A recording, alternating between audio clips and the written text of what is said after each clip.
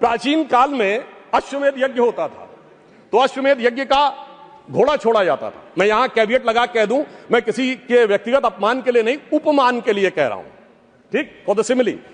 Sir वो जब छोड़ा जाता था तो जहां जाता था वहां विजय का मार्ग प्रशस्त कर देता था, पर इनके पास एक ऐसा अश्वमेध यज्ञ का घोड़ा है जो जहां जाता है पराजय का मार्ग प्रशस्त कर देता है।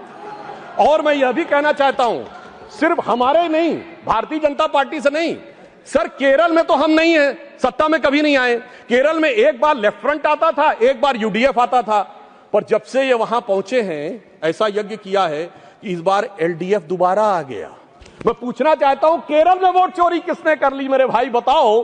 क्योंकि कारण क्या है कि जो इन बात को समझने के लिए तैयार नहीं रहते हैं, उसका एक कारण। दूसरा ये कहते हैं परसेंटेज ऑफ वोट हमारा बड़ा, देखिए नजदीक था फिर भी सीटें क्यों कम हो गई, उसका कारण है इनको वोट का वितरण देखना चाहिए। मैं उदाहरण देना चाहता हूं, हरियाणा में सबसे बड़ी जीत किस कॉन्स्टिट्यूएंसी में हुई? हुड्डा साहब नहीं जीते, फिरोजपुर जिरका में मम्मन खान 98,000 से जीते। झारखंड में सबसे बड़ी जीत कहां पे हुई? वहां पे पाकुड़ क्षेत्र में निशात आलम 86,000 से जीते।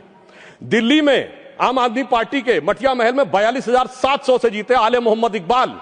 और लोकसभा चुनाव में सबसे बड़ी जीत असम की धुबरी सीट पर कांग्रेस के रकीबुल हसन 10,25,000 से जीते। तो मैं इनसे कहना चाहता हूं आपका वोट का वितरण समान नहीं है, कहीं कहीं ज्यादा गहरा है। जहां दिल का रिश्ता ज्यादा गहरा है वहां वोट ज्यादा गहरा है। जब आप उसको समझ पाएंगे तो ये वोट परसेंटेज के अंतर को आप भली भांति समझ सकते हैं।